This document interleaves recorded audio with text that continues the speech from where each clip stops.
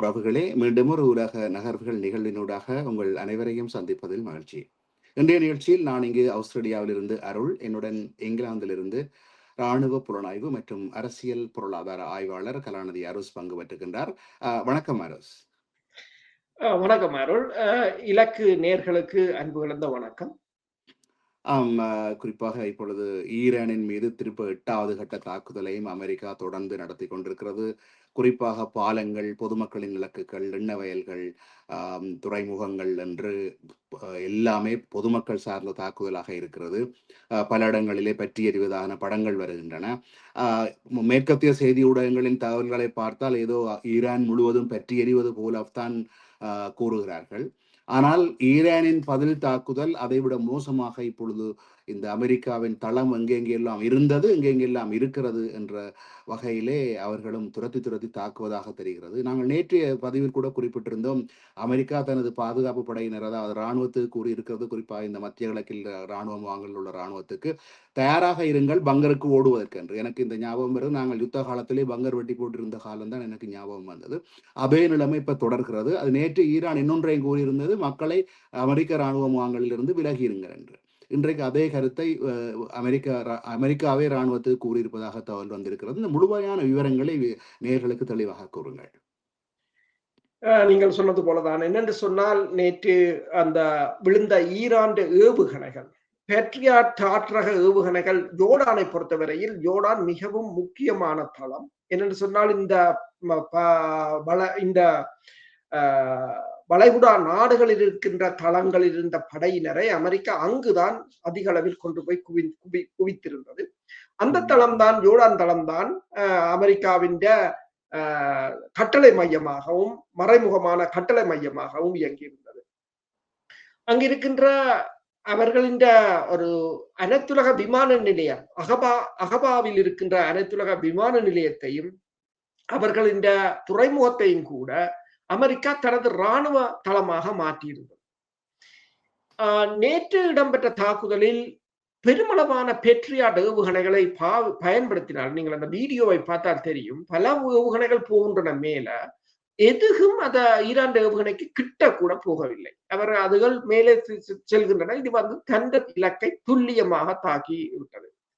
அந்த தாக்குதலில் அதாவது நித்திரையில் இருந்த படையினர் கூட அப்படியே காயமடைந்தது, இறந்ததும் என்று கூறுகிறார்கள். இன்று கூறுகிறார்கள் உருக்குலைந்த நிலையில் சடலங்கள் எடுக்கப்பட்டது, அடையாளம் காணப்படவில்லை என்று சொல்லி கூறுகிறார்கள். என்று சொன்னால் அவ்வளவு அதில் இருந்த வெடிமருந்துகள், அவர்களிடமிருந்த ஏவுகணைகளும் வெடித்திருக்கின்றன அந்த தளத்தில் கூறுகிறார்கள். இதனை தொடர்ந்துதான் இப்போது நீங்கள் சொன்னது போல இப்போது அமெரிக்கா கூறியிருக்கின்றது, அதாவது நீங்கள் இந்த ஏவுகணைகளை தடுக்க முடியாது என்ற ஒரு நிலை வந்தபடியால் அமெரிக்கா இப்போது கூறியிருக்கின்றது, நீங்கள் சொல்றது போலதான் பதுங்கு குழிகளுக்குள் ஓடுவதற்கு தயாராக இருங்கள். நேற்று பஹ்ரைனில் சொன்னார்கள், ஒரு 3 மணித்தியாலத்துக்கு ஒரு 6-7 தடவைகள் இந்த சைரன் ஒலித்தது என்று கூறியிருக்கிறார்கள். அவ்வளவு தூரத்துக்கு நிலைமை மோசமாக இருக்கிறது. இப்ப ஜோர்டானில் இராணுவம் அதாவது இந்த தாக்குதல், அதாவது 2வது கட்ட தாக்குதலில் 2 ஈரானிய பாலிஸ்டிக் ஏவுகணைகள் இன்று ஏவப்பட்டதாகவும், செங்கடல் நகரமான அகபாவின் மீது 3 ஏவுகணைகள் வந்ததாகவும், தாங்கள் இடைமறித்ததாகவும், அதை இஸ்ரேலும் அமெரிக்காவும் சேர்ந்து செய்ததாகவும் என்று கூறியிருக்கிறார்கள். ஆனால் அதே சமயம் குவைத்தில் இன்று நடைபெற்ற தாக்குதலில் மின் உற்பத்தி நிலையம் பல மணி நேரங்களாக தீப்பிடித்து எரிந்து கொண்டிருப்பதாக கூறியிருக்கிறார்கள். அதே நேரம் இந்த ஜோர்டானில் உள்ள அகபா மீது ஈரான் நடத்திய ஆரம்ப ஏவுகணை தாக்குதலை தொடர்ந்து ஒட்டுமொத்த நாள் முழுவதும் ஈரானும் அமெரிக்காவும் தொடர்ச்சியாக இரு தரப்பும் ஏவுகணை தாக்குதல்களை நடத்தி வந்ததாக கூறியிருக்கிறது. இப்ப இன்று நீங்கள் பார்த்தீங்கன்னு சொன்னால், ஈரான் ஒரே நாளில் 9 நாடுகளை தாக்கியிருப்பதாக கூறியிருக்கிறார்கள். Jordan, UAE, Saudi Arabia, Iraq, Syria, Oman, Qatar என்று சொல்லி கிட்டத்தட்ட 9 நாடுகளை தாக்கியிருக்கிறார்கள். ஈரான் தாக்கிய இந்த அகபா என்ற தளம் P-8A என்ற பொசிடோன் என்ற அமெரிக்கா கடற்படையின் உளவு விமானம், C-17 ஹெர்குல்ஸ் ரக சரக்கு விமானங்கள், C-130 ரக சரக்கு விமானங்கள் என்ற விமானங்கள் இருப்பிடமாக கூறப்படுகின்றது. பல விமானங்கள் சேதமடைந்ததாகவும் பிளாக் ஆஃப் உலங்கு வானூர்திகள் சேதமடைந்ததாகவும் கூறப்படுகிறது. ஆனால் தகவல்கள் மெல்ல மெல்லத்தான் வெளியில் வருகின்றன. ஏனென்று சொன்னால் அமெரிக்கா கூறியிருக்கின்றது இந்த சேட்டலைட் நிறுவனங்கள் பிரைவேட் நிறுவனங்கள் வெவ்வேறு நாடுகளுக்கு கூறியிருக்கிறது இந்த செய்மதி படங்களை வந்து இப்போதைக்கு வெளியிட வேண்டாம், யாருக்கும் கொடுக்க வேண்டாம் என்று சொல்லியிருப்பதாக அமெரிக்காவின் ஓய்வு பெற்ற கேர்னல் ஒருவர் இன்றைக்கு தெரிவித்திருக்கிறார். அதே சமயம் இந்த ஈராக்கில் இன்று அதாவது 18ஆம் தேதி நேற்று ஈராக்கில் நேற்று வந்து ஈரான் ஏவுகணை 2 ட்ரோன் ஒன்று சென்றதாகவும் தாக்குதல் நடத்த அமெரிக்காவின் ஏபில் பகுதியில் இருக்கின்ற அமெரிக்க தூதரகத்தை தாக்க சென்றிருக்கிறது. அதை அமெரிக்கா சுட்டு வீழ்த்தியதாகவும் பிறகு அந்த வீழ்ந்த ட்ரோனை வந்து தாங்கள் பாதுகாப்பாக வெடிக்க வைக்க கண்ட்ரோல் எக்ஸ்ப்ளோஷன் என்று சொல்றது பாதுகாப்பாக வெடிக்க வைக்க முற்பட்ட போது அது வெடித்ததில் ஒரு அமெரிக்க படையினர் கொல்லப்பட்டதாகவும் ஒருவர் காயமடைந்ததாகவும் கூறியிருக்கிறார்கள். அதே சமயம் ஜோர்டான் இன்டர்நேஷனல் ஏர்போர்ட், அகவா ஏர்போர்ட் மற்றது கடல் துறைமுகம் ஆகிய பகுதிகளில் இருந்து அவசர அவசரமாக பணியாளர்களை வெளியேற்றுமாறு அமெரிக்கா கேட்டிருப்பதாக கூறியிருக்கிறார்கள். இதே சமயம் இந்த ஜோர்டானில் இடம்பெற்ற தாக்குதலில் வந்து F-15S ரக விமானங்கள் நின்ற கொட்டகைகள் தகர்ந்து போயிருக்கின்ற படங்கள் இப்போது செய்மதி படங்களின் ஊடாக எடுத்து வெளியிட்டிருக்கிறார்கள். அந்த படங்களை நீங்கள் பார்க்கலாம் இந்த சமூக வலைத்தளங்களில். அமெரிக்கா கூறினாலும் செயற்கைக்கோள் நிறுவனங்களிடம் அமெரிக்கா இந்த அறிக்கையை விட்டாலும் சீனாவின் செயற்கைக்கோள் ரஷ்யாவின் செயற்கைக்கோள் நிறுவனங்கள் இந்த படங்களை கசிய விட்டுக் கொண்டிருக்கிறார்கள். அதே சமயம் நீங்கள் பார்த்தீர்கள் என்று சொன்னால் ஈரான் ஒரு ஊடகம் தெரிவித்திருக்கின்றது இந்த குவைத்துக்கு ஈரான் மீது நடத்திய தாக்குதலுக்கு பதிலடியாக குவைத்தில் இருக்கின்ற 2 அமெரிக்க தளங்களை கைப்பற்றும், அதாவது தரைப்படை நடவடிக்கை மூலம் ஈரான் கைப்பற்ற வேண்டும் என்று அங்கு ஒரு பரிந்துரைக்கப்பட்டிருப்பதாகவும் கூறப்படுகிறது. அதே சமயம் ஈரான் தேசிய பாதுகாப்பு கவுன்சில் ஒன்றை கூறியிருக்கின்றது இந்த போர் முடிந்த பிறகும் கூட குவைத்துக்கும் ஈரானுக்கும் இடையிலான உறவு வந்து இயல்பு நிலைக்கு திரும்பாது என்பதை குவைத் அறிந்திருக்க வேண்டும் என்றும், ஏனென்று சொன்னால் குவைத் மண்ணில் இருந்து நடத்தப்படும் தாக்குதல்களை நாங்கள் குவைத் எங்கள் மீது நடத்திய நேரடியான தாக்குதலாகத்தான் கொள்ளுவோம் என்றும், நாங்கள் ஒரு சிறப்பு வழியில் குவைத்துக்கு ஒரு பதிலடியை கொடுப்போம் என்பதையும் குவைத் அறிந்திருக்க வேண்டும் என்றும் அவர்கள் இன்று குவைத்துக்கு ஒரு எச்சரிக்கையை அனுப்பியிருக்கிறார்கள். அதே சமயம் ஈரான் சொல்லியிருக்கின்றது இந்த தமது ஆன்மீக தலைவர் அயத்துல்லா அலி ஹமேனியின் இறுதிச் சடங்கில் வந்து 40 மில்லியன் மக்கள் கலந்து கொண்டதாக இன்று அவர்கள் கூறியிருக்கிறார்கள். அதே சமயம் இஸ்ரேலின் பாதுகாப்பு நிறுவனம் கூறியிருக்கின்றது மொய்தபா ஹமேனி வந்து ஈரானில் இல்லை, அவர் வெளிநாடு ஒன்றில் தான் தங்கியிருப்பதாக கூறியிருக்கிறார்கள்.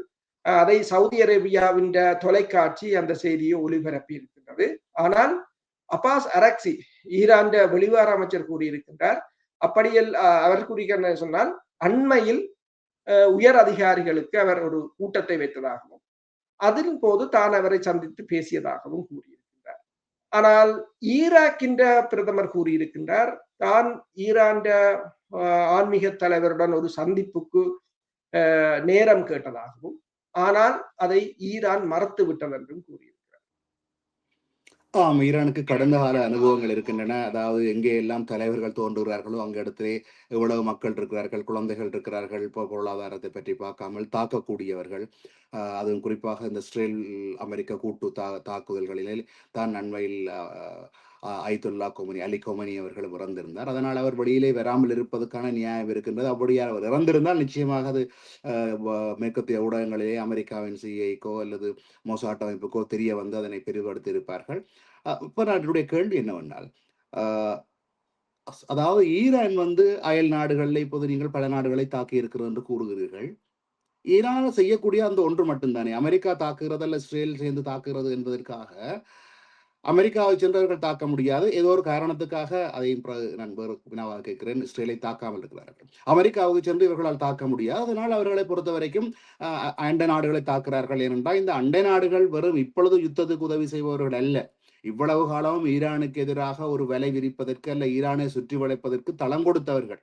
தங்களோட பாதுகாப்புன்ற பாதிப்பேருரையிலே அமெரிக்காவை பொறுத்த வரைக்கும் மத்திய கிழக்கிலே தங்களுக்கு எதிர்க்கின்ற நாடுகளை அடக்குவதற்காக தளம் கொடுத்து தாங்கள் சுகம் அனுபவித்துக் கொண்டிருந்தவர்கள் இப்பொழுது யுத்தம் கொண்டு வந்த பொழுது அதனுடைய வேதனையை அனுபவிக்கிறார்கள். ஈரானுக்கு வேறு வழியும் இல்லை. அமெரிக்கா தாக்கினால் பதில் தாக்குதல் எங்கெங்கெல்லாம் அமெரிக்க தளம் இப்ப இல்லாவிட்டாலும் பரவாயில்ல திருப்பி தாக்குவார்கள் என்றால் நீங்கள் தான் வளர்த்து விட்டது. இங்கே இன்றைக்கு இந்த பிரச்சனை நாங்கள் எதிரியாக இருப்பதனால் தான் நீங்கள் அமெரிக்காவுக்கு இடம் கொடுத்தீர்கள். அது சரியான நியாயம் தானே தாக்குவது. உண்மைதான். என்னென்று சொன்னால் ஈரானை பொறுத்தவரையில் இப்ப ஐக்கிய நாடுகள் சபையின் சரத்தின்படி கூட ஒரு நாட்டை தாக்குவதற்கு இன்னொரு நாடு அனுசரணையோ தனது வான்பரப்பையோ தனது நிலப்பரப்பையோ கொடுத்தால் அது குற்றம். அது கொடுக்கப்பட முடியாது என்பதுதான் ஐக்கிய நாடுகள் சபையின் விதி. சரத்தும் அப்படித்தான் இருக்கு. அப்ப ஈரானுக்கு ஈரான் இந்த தாக்குதல்களை பிழையானது என்று இவர்கள் நியாயப்படுத்த முடியாது. தங்களுக்குள் சொல்லலாமே தவிர ஐக்கிய நாடுகள் சபைக்கு கூட இவர்கள் போகவும் முடியாது. அடுத்ததாக அங்கு போனாலும் ரஷ்யாவும் சீனாவும் அதை வீட்டோ பண்ணிவிடும் என்றுதான் கூறுகிறார்கள். இப்ப என்னென்று சொன்னால் நீங்கள் சொன்னது போலதான் இந்த நாடுகள் இப்ப சவுதி அரேபியாவாக இருக்கலாம் ஏனைய நாடுகளுக்கு ஈரான் மீது மிக கடுமையான கோபம் இருந்தாலும் ஏனென்று சொன்னால் இந்த தற்போதைய நிலைமை சிதைந்து போச்சு என்று சொன்னால் அவர்களோட பொருளாதாரம் மேற்குலகம் சார்ந்து கட்டி அமைக்கப்பட்ட பொருளாதாரம் அது கடும் பேர் இழப்பை சந்திக்க வேண்டி வரும். எல்லாம் திருப்பி மீள் உருவாக்கம் செய்யப்பட வேண்டிய நிலை என்று சொன்னால் உறவுகள் கூட அந்த நாடுகளிடம் சரியாக இல்லை. இப்ப ட்ரம்ப் என்ன கூறியிருக்கிறார் என்று சொன்னால் நாங்கள் மிகப்பெரிய ஒரு ஸ்ட்ராங்கஸ்ட் மிலிட்டரி என்று கூறியிருக்கின்றார். உலகிலேயே ஒரு பலமான இராணுவத்துடன் அமெரிக்கா போரிட்டுக் கொண்டிருக்கிறது என்று கூறியிருக்கிறார். அவ்வாறு அவர் கூறுகிறார் என்று சொன்னால் அவர் தான் என்ன பேசுகிறார் என்று கூட சில சமயங்களில் அவர் யோசிப்பதில்லையோ தெரியாது. அப்படி என்று சொன்னால் அமெரிக்கா ஏற்றுக்கொள்கிறது. உலகத்திலேயே பலம் வாய்ந்த இராணுவத்தில ஈரானும் ஒன்று என்றுதான் அமெரிக்கா ஏற்றுக்கொண்டிருப்பதாகத்தான் கூறப்படுகிறது.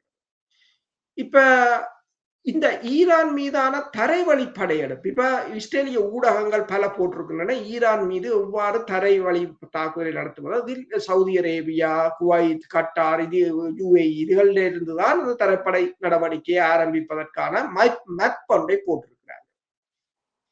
அப்ப இந்த மேப்பின் படி இவர்களால் முடியுமா என்றால் அதுவும் கடினம் என்றுதான் கூறுகிறார்கள். யார் என்று சொன்னால் இப்ப அமெரிக்க கடற்படையின் சீல் என்றது அவர்கள மிகவும் கடற்படையின் சிறப்பு படையணி. இந்த சீல் படையணியை நீங்கள் கேள்விப்பட்டிருப்பீங்க. இலங்கையிலும் அவர்கள் பயிற்சி கொடுத்திருந்தார்கள். இலங்கை கடற்படையினருக்கு இலங்கை மரைன் படையினர் இராணுவத்தினருக்கு எல்லாம். அப்ப அதிண்ட முன்னாள் சிறப்பு படை வீரரான மேட் பிரக்கன் என்ன கூறியிருக்கிறார் என்று சொன்னால் நான் இதுவரை கேட்டதிலேயே மிகவும் சிந்திக்க வைக்கிற ஒரு ஒப்பீட்டை அவர் கூறியிருக்கிறார் என்று சொன்னால் இந்த காக் தீவு என்பது ஜப்பான் இனோவா ஜிமாவின் அளவுடையது தான் என்றும் அங்கு அமெரிக்கா 70,000 மரைன் படையினரை தரையிறக்குவதற்கு முன்பு அந்த தீவை அதாவது இவர் எப்ப என்னத்தை கூறுகிறார் 2ஆம் உலக யுத்தத்தை கூறுகிறார். அந்த தீவை அமெரிக்கா பாரக்கணக்கில் போர்க்கப்பலை கொண்டு அந்த தீவை தாக்கியது. அதற்கு பிறகு அந்த தீவில 70,000 சிறப்பு படையணியை தரையிறக்கி இருந்தது. ஆனால் ஒரே மாதத்தில் 7,000 உயிர்களை இழந்ததுடன் 19,000 பேரை அது காயப்படுத்தி இருந்ததாக கூறியிருக்கிறார். அதே சமயம் இன்னொன்றை கூறியிருக்கின்றார் என்று சொன்னால் இந்த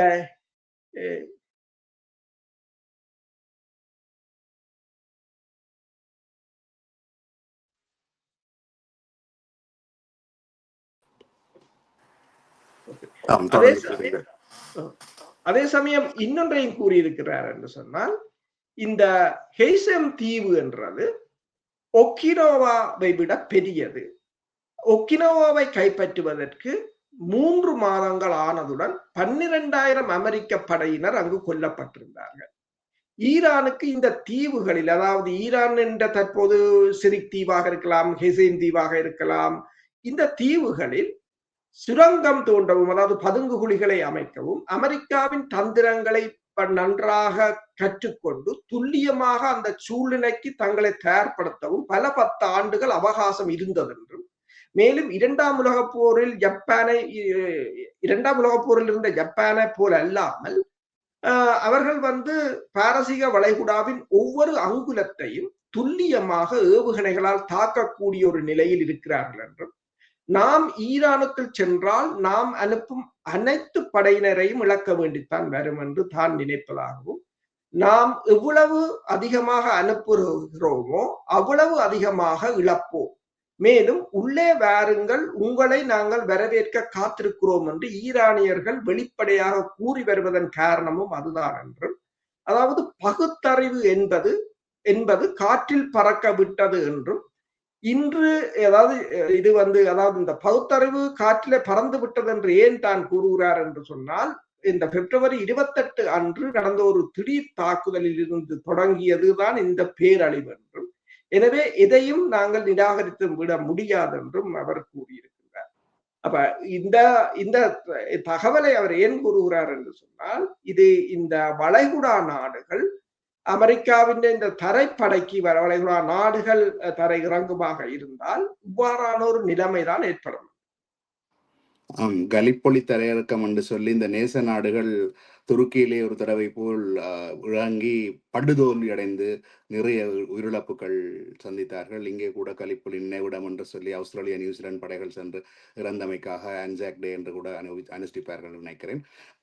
ஆம், இப்பொழுது நாங்கள் நேற்று பேசுகின்ற பொழுது குறிப்பிட்டிருந்தோம், ஈரானிலே நிறைய அழிவுகள், பாலங்களை தகர்க்கிறார்கள், கொள்கிறார்கள் என்று. ஆனால் உடனடியாக அவர்கள் விரைவாக அந்த பாலங்களை கட்டுவதாகத்தான் தகவல்கள் வருகின்றன. குறிப்பாக இந்த ஜப்பானிலே அடிக்கடி சுனாமி வரும். ஆனால் சுனாமி சில நாட்களிலேயே அந்த இந்த கட்டடங்கள் சேதமடைந்த எல்லாவற்றையும் ஜப்பான் திருத்தி அமைத்து விட்டுற அளவுக்கு ஜப்பானுடைய முன்னேறின நாடு. இப்ப நீங்கள் கூறுவீர்கள் ஜப்பானை விட இவர்கள் இன்னும் முன்னேற கட்டத்தில் இருப்பார்களாங்கிறது நீங்கள் அன்றைய ஒரு நிகழ்விலும் கூறியிருந்தீர்கள். இன்றைக்கு மெடிக்கல் டிவைஸ் தயாரிப்பிலே ஈரான் முன்னணியில் வகிக்கிறது. குறிப்பாக சிமென்ஸ் மற்றும் பிலிப்ஸ் போன்ற உலகத்தில் உள்ள இந்த நிறுவனங்கள் அல்லது பிராண்ட் நேம்கள்லாம் இந்த மெடிக்கல் டிவைஸ் தயாரிப்பிலே முன்னணியில் இருக்கிறவை. குறிப்பாக ஜெர்மன் மற்றது ஹோலண்ட் நினைக்கிறேன். அப்படி இருக்கின்ற பொழுது இப்ப இவர்கள் தொழில்நுட்ப ரீதியாகவும் அறிவு ரீதியாகவும் முன்னுக்கு இருக்கிறார்கள். இழப்புகள் வந்தால் உடனடியாக செய்கிறார்கள். நீங்கள் கூறியது போல அவர்களுக்கு நீங்கள் 365 நாட்களும் விமான தாக்குதல் நடத்தினாலும் அவர்கள் அதை தாங்கிக் கொண்டு பொறுத்து கொண்டிருந்து உள்ளே படையை அனுப்புங்கள் பார்ப்போம் என்றது போல இருப்பதாகத்தான் தோன்றுகிறது. அதுதான் நீங்கள் இப்பொழுது குறிப்பிட்டீர்கள். அப்படி ஒரு பட நடவடிக்கைக்கு உள்ளே சென்றால் என்ன விளைவாக இருக்கும் என்று நீங்கள் நினைக்கிறீர்கள்? என்று சொன்னால் ஈரானை பொறுத்தவரையில் அந்த மலை அது கிட்டத்தட்ட 1.6 மில்லியன் கிலோமீட்டர் பரப்பளவுடைய சதுர கிலோமீட்டர் பரப்பளவுடையது என்று கூறுகிறார்கள். உக்ரைனை விட 3 மடங்கு பெரியது. மலைகளும் பாறைகளும் நிறைந்த இடம். மற்றது வெப்பநிலையும் அங்கு சரியான கடும் வெப்பமாக இருக்கும். அதைதான் கூறுகிறார்கள், ஒரு படை நடவடிக்கை என்றாலும் ஒரு குறிப்பிட்ட மாதங்களுக்கு தான் நீங்கள் செய்யலாம் என்று சொல்லி, இல்லை என்று சொன்னால் கடினம். சரி, இப்ப இவர்கள் செய்வது போல இந்த விநியோக வழிகளை ஈரான் துண்டித்து விட்டால், அல்லது தங்கள் டீசலினேஷன் பிளான்ட், அந்த குடிநீர் வசதிகள், மின்சார வசதிகளை தாங்களே குண்டு வைத்து தகர்த்து விட்டால் இவர்களுக்கு எல்லா சப்ளையும் வெளியில இருந்துதான் போக வேண்டியவர். அதைத்தான் அவர்கள் சொல்லுகிறார்கள். இந்த கொஷேம் தீவை கூட ஈரான் கரையில் இருந்து 28 கிலோமீட்டர், அது ஆர்ட்லரி ரேஞ்சுக்குள்ளேயே வரும். அதுக்கு ஏவுகணை கூட தேவையில்லை. அவர்களின் ஆர்ட்லரிகள் எங்க இருக்கிறதுன்னு தெரியவில்லை. அவர்கள் சமச்சீரற்ற போரைத்தான் நடத்தி கொண்டிருக்கிறார்கள். அப்ப இது ஆப்கான் ஈராக் போல இருக்காது. ஏனென்று சொன்னால் இது அழிவு கூடுதலாக இருக்கும். ஏனென்று சொன்னால் ஈரானை பொறுத்தவரையில் ஈரான் ஏவுகணை தொழில்நுட்பத்திலேயோ அல்லது ஆளில்லாத தாக்குதல் விமானத்திலேயோ அல்லது பயிற்சிகளிலேயோ ஈரான் தரம் வாய்ந்த படையினர் கொண்டதாகத்தான் இருக்கின்றது. அதைத்தான் இன்று ட்ரம்பும் கூறியிருக்கின்றார். ஈரான் கிட்டத்தட்ட, அதாவது வேர்ல்டிலேயே நாங்கள் மிகவும் ஒரு ஸ்ட்ராங்கான இராணுவத்துடன் போரிட்டு கொண்டிருக்கிறோம் என்று ட்ரம்பே கூறியிருக்கிறார். அப்ப ஒரு இந்த அமெரிக்காவை பொறுத்தவரையில் இப்ப 2 படையினர் நேற்று இறந்தது, ஒருவர் காணாமல் போனார். அதையே அவர்கள் பெரிதாகத்தான் பேசுகிறார். இன்று ட்ரம்ப் கூறியிருக்கின்றார், ஆப்கானிஸ்தானில் எவ்வளவோ படையினர் இருந்தார்கள், வியட்நாமில் எவ்வளவோ படையினர் இருந்தார்கள், அப்ப கேட்காத கேள்வியை இப்போது கேட்கிறார்கள் என்று சொல்லி. அப்ப அவர்களுக்கு 2 தாங்க முடியாமல் இருக்கு. ஆனால் 100 கணக்கில் இறந்தால் என்ன நிலைமை என்றதுதான் மிகப்பெரிய ஒரு கேள்விக்குறியாக இருக்கின்றது. இப்ப இதுல ஒன்று இதைத்தான் அதாவது அமெரிக்காவின் ஓய்வு பெற்ற மேஜர் ஜெனரல் ரண்டி என்ன கூறுகிறார் என்று சொன்னால், ஈரானால் அமெரிக்காவின் விமானம் தாங்கி கப்பலையோ அல்லது நாசகாரி கப்பல்களையோ டிஸ்ட்ரோயர்களையோ ஒரு நொடியில் தாகத்தளிக்க முடியும். ஈரான் அதை விட்டு வைக்கிறது. ஏனென்று சொன்னால் இந்த மோதல் அடுத்த கட்டத்துக்கு போகாமல் இருப்பதற்கு ஈரான் விட்டு வைத்திருக்கிறதே தவிர ஈரானால் அதை தாக்க முடியாது என்று நாங்கள் நினைக்க முடியாது. அவர் கூறியிருக்கிறார், அமெரிக்க வீரர்கள் உயிரிழக்கும் போது இது இயல்புதான், நடக்கக்கூடியது ஒன்றுதான் என்று அதிபர் பதில் அளிப்பது எல்லோருடைய கவனத்தையும் இப்போது ஈர்த்திருக்கின்றது. ஏனென்றால் அதிலிருந்து தப்ப முற்படுகிறார் என்று. இந்த போரில் நான் இப்போது எந்த நிலையில் இருக்கிறோம், இனி எதை நோக்கி செல்கிறோம் என்பது குறித்து அவர் கூறினது என்று சொன்னால், கடந்த சில மாதங்களாக மத்திய கிழக்கு பகுதியில் நான் கேள்விப்பட்டதிலேயே இதுதான் மிகவும் மிகவும் ஆபத்தான ஒரு நிலைக்கு நாங்கள் வந்திருக்கிறோம் என்றும், அமெரிக்கா தனது எரிபொருள் நிரப்பும் விமானங்கள், நேற்று நாங்கள் பேசியிருந்தோம் இந்த டேங்கர், அதுல 3 அல்லது 4 பகுதி விமானங்களை அமெரிக்கா இப்போது இந்த பகுதியில் தான் களம் வைத்திருக்கிறது என்று சொன்னால், அடுத்தது என்ன நடக்க போகிறது என்பதற்கு இது ஒரு முக்கிய அறிகுறி. அதாவது மிகப்பெரிய ஒரு தாக்குதலுக்கு தயாராகிறார்கள். ஹார்முஸ் நீரிணையை பாதுகாப்பதற்கான சாத்தியமான தரைவழி நடவடிக்கை குறித்து அவர்கள் ஆய்வு செய்கிறார்கள். ஆனால் என்ன பொறுத்தவரையில் இது ஒரு விவேகமற்ற செயல் என்று கூறியிருக்கின்றார். ஈரானின் உண்மையான திறன் குறித்து அமெரிக்காவுடன் ஒப்பிடுகையில் அவர்கள் எந்த விதமான பகுத்தறிவற்ற செயலிலும் ஈடுபடவில்லை என்று கூறுகிறார்கள். அவர்கள் எல்லாவற்றையும் பகுத்தறிந்துதான் செய்து கொண்டிருக்கிறார்கள். அமெரிக்க போர்க்கப்பலை மூழ்கடிக்கும் திறன் அவர்களிடம் உள்ளது, ஆனால் அவர்கள் அதை செய்யாமல் இருக்கவே முடிவு செய்துள்ளனர் என்று அவர் கூறியிருக்கின்றார். அப்ப ஈரானிடம் இன்னும் இப்ப ஈரான் கூறியது, இப்ப டிமோனா என்ற அணு உலையை கூட இஸ்ரேலிய இலகுவாக ஒரே ஏவுகணையில் அவர்கள் தாக்க முடியும். நேற்று ஜோர்டானில் நடந்தது அதுதான். எவ்வளவு ஏவுகணைகளை ஏவினாலும் தடுக்க முடியாத நிலை என்று சொன்னால் எதையும் தாக்க முடியும். ஆனால் அவர்கள் ஒரு என்ன சொல்றது, இப்ப இந்த போரை, அதாவது அமெரிக்கா உலகத்தின் வல்லரசு, அமெரிக்கா பொறுத்த சில சமயங்கள் அணுகுண்டை கூட பயன்படுத்த தயங்க மாட்டார்கள். அந்த நிலைமையை தவிர்ப்பதற்காக அவர்கள் இதை பிற்போட்டுக் கொண்டிருப்பதாக கூறியிருக்கிறார். நல்லது. இப்பொழுது சவுதி அரேபியா நிறைய இந்த ட்ரோன்கள், அதாவது ஆளற்ற விமானங்களை வாங்கி குவிப்பதாக தகவல்கள் வருகின்றன. அதிலும் குறிப்பாக முதலிலே தாய்வான் நாட்டிலிருந்து நிறைய ஆயிரக்கணக்கான ட்ரோன்களை வருவித்ததாகவும், தற்பொழுது உக்ரைனிடமிருந்து அந்த ட்ரோன் தொழில்நுட்பத்தை அவர்களிடமிருந்து பெற்று தங்கள் நாட்டிலேயே தயாரிப்பதற்கான ஒப்பந்தத்தை மேற்கொண்டு தயாரிப்பதற்கு முயற்சியிலும் ஈடுபட்டிருக்கிறார்கள்.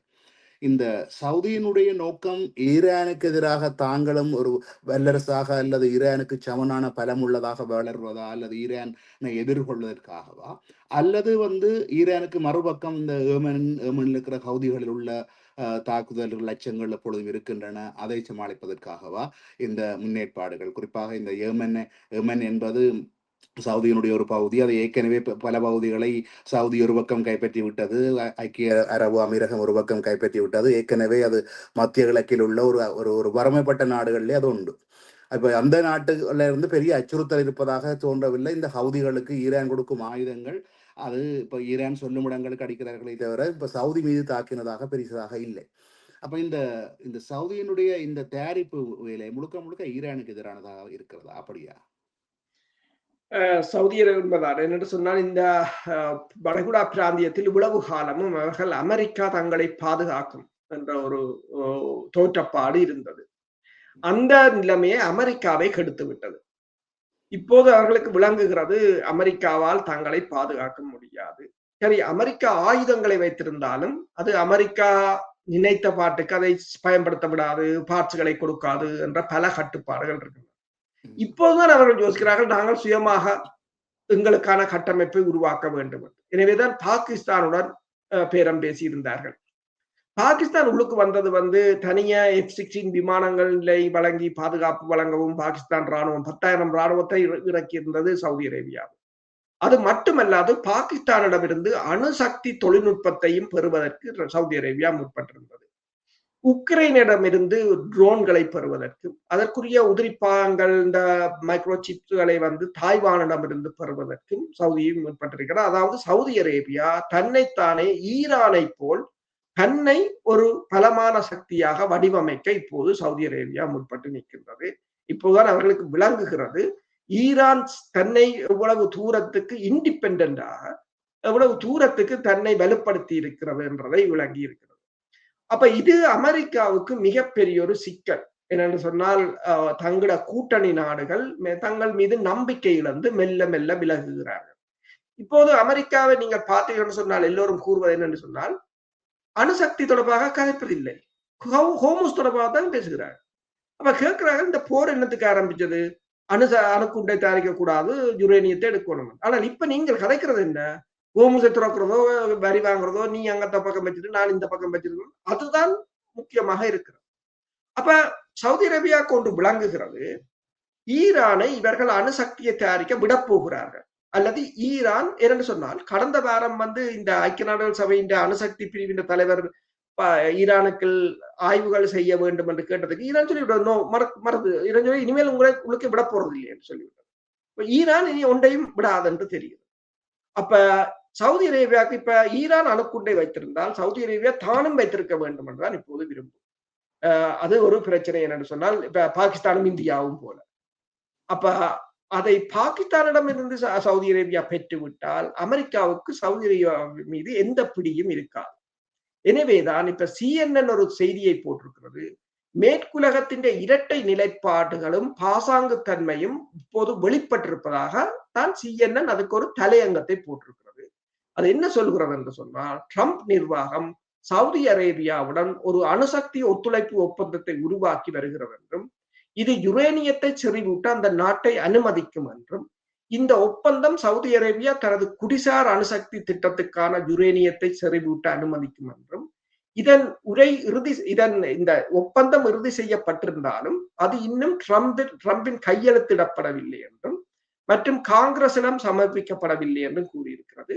சர்ச்சைக்குரிய விடயம் என்னவென்று சொன்னால், இந்த ஒப்பந்தம் சர்வதேச அணுசக்தி முகாமைத்துவம், அதாவது IAEA மிகவும் கடுமையான ஆய்வு முறை மற்றும் கூடுதல் நெறிமுறையை சவுதி அரேபியா ஏற்றுக்கொள்ள வேண்டும் என்று கோரவில்லை. இப்ப ஈரானுக்கு சொன்னார்கள், நீங்கள் UN ஆக்கள் வரணும், உங்களோட அணுசக்தியை கண்காணிச்சு கொண்டிருக்கணும் என்றெல்லாம் சொன்னார். அந்த சரத்து இந்த ஒப்பந்தத்திலே இல்லை, அவர்களுக்கு அது போடப்படவில்லை. மாறாக இது அமெரிக்காவுக்கும் சவுதி அரேபியாவுக்கும் இடையிலான ஒரு தனிப்பட்ட ஒப்பந்தமாகத்தான் காட்டுகின்றது என்றும், அணு ஆயுத பரவல் தடுப்பு நிபுணர்களும் அமெரிக்க சட்டம் இயற்றுபவர்களும் கடும் விமர்சனங்களை முன்வைத்து வருகின்றனர். இது தொடர்பாக சர்வதேச அணுசக்தி முகாமையின் அதாவது IAEA கடுமையான மேற்பார்வையையும் யுரேனியம் செறிவூட்டலை சட்டபூர்வமாக்குவதையும் ஒரு சட்ட முன்னுதாரணத்தை உருவாக்கி எதிர்காலத்தில் ரியாத் அணு ஆயுதங்களை உருவாக்க வழிவகுக்கும் என்று அவர்கள் வாதிடுவதாகவும்,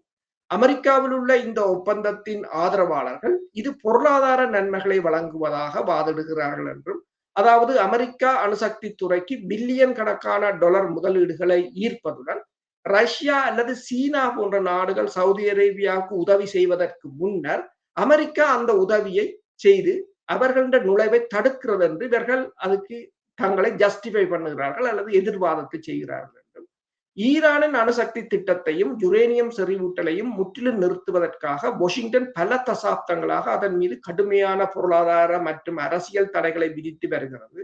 அதே நேரத்தில் வெள்ளை மாளிகை மத்திய கிழக்கில் உள்ள தனது முக்கிய கூட்டாளியான சவுதி அரேபியாவுக்கு சலுகைகளை வழங்கவும் சர்வதேச அணுசக்தி பாதுகாப்பு தேவைகளை தளர்த்தவும் தயாராக உள்ளது என்றும் அந்த செய்தி தெரிவித்திருக்கின்றது. அமெரிக்காவுக்கு ஒன்று தெரிகிற இதுவரை காலமும் இஸ்ரேலின் அழுத்தங்களால இஸ்ரேலின் ஒரு நிபந்தனை என்னன்னு சொன்னால், வளைகுடா நாடுகள் அணு சக்தியை கொண்டிருக்க கூடாது, அணுக்குண்டை தயாரிக்க கூடாதுன்றது ஒரு நிபந்தனை. ஆனால் இப்போது அதை மீற வேண்டிய நிலையில் அமெரிக்கா இருக்கின்றது என்று சொன்னால், அமெரிக்காவுக்கு எல்லாம் கைமீறி போய்விட்டது. தங்கள் பாதுகாப்பை அவர்கள் நம்பவில்லை. அவர்கள் பாகிஸ்தானிடமோ, சீனாவிடமோ, ரஷ்யாவிடமோ போவதற்கு முதல் தாங்கள் செல்ல வேண்டும் என்று யோசிக்கிறார்கள்.